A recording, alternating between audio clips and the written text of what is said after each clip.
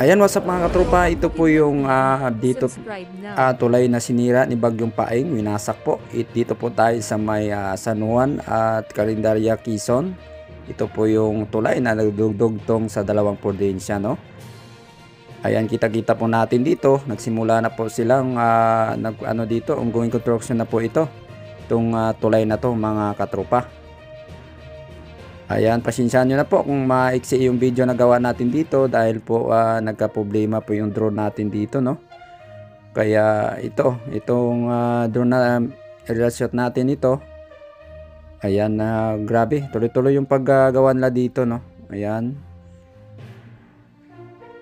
Malapit na pala itong no? Kulang na lang pala ito mga na lang position sa poste. Ayan, tuloy-tuloy yung pagbubuo nila dito, pagbubuhos at paggawa, no? Ayan.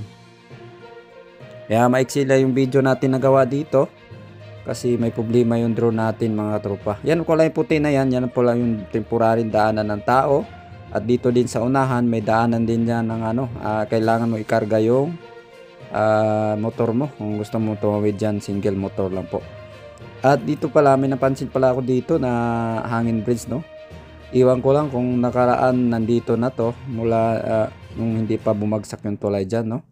Comment po kayo kung matagal na ba tong hangin bridge na to dito nakatayo. Ayan, dito po to na side po, no? Sa may Carinderia, Quezon Province. Ayan, ganda din ng hangin bridge na nagawa dito, no? Ayan. Ayan, pasensya na po, no? Sign off muna tayo dito. Ito po yung last nating drone shot po, no?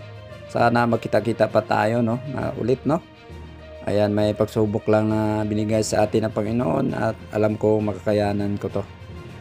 Kaya, no? Sana po yung drone ko po maayos na po, no? Sana makabalik ulit sa atin yung drone natin para marami pa tayong ma-update na mga build project, no? Saan man dito sa Pilipinas.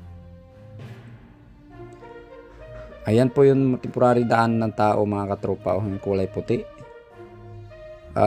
Tuloy-tuloy po yung ongoing construction po dito na Bantilan Bridge. Ito po yung tulay na magdudugtong Quezon Province at San Juan, Batangas. Nasira kasi ito ng kasagsagan ng Bagyong Paeng, no? Grabe, sobrang lakas talaga ng baha siguro dito kaya nasira yung tulay na to.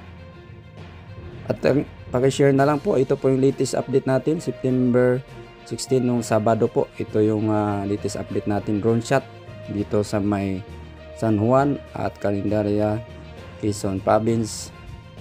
Ayan, paki-share na po ng ating video. And kita-kita po sa sunod na mga drone shot video natin dito sa ating channel, Tropang Bukidnon TV. God bless po sa ating lahat. Ingat-ingat po tayo.